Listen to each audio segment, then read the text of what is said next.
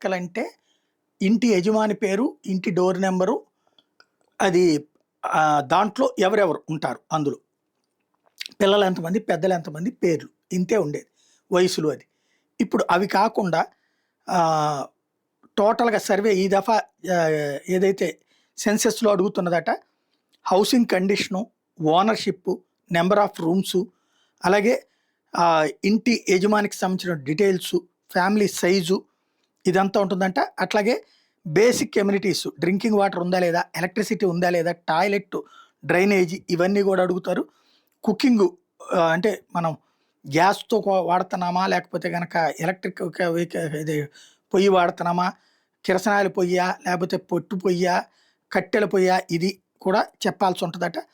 అట్లాగే ఇంటర్నెట్ ఉందా లేదా, టీవీ ఉందా లేదా, రేడియో ఉందా లేదా అన్నది, డివైజెస్ ల్యాప్టాప్ ఉందా, కంప్యూటర్ ఉందా, మొబైల్ ఉందా, స్మార్ట్ ఫోన్ ఉందా చెప్పాలట. ఎసెట్స్ వెహికల్స్ ఏమేమి ఉన్నాయి అన్నది చెప్పాలట. ఫుడ్ హ్యాబిట్స్ వచ్చేటప్పటికి ఏమేమి తింటారు మీరు, గోధుమలు తింటారా, బియ్యం తింటారా, ఏమేమి తింటారు, మొబైల్ నెంబరు ఏది వాడతారు, ఈ సెన్సెస్ రిలేటెడ్ కమ్యూనికేషన్కి అన్నటువంటిది కూడా ఇందులో మెన్షన్ అడుగుతున్నారట.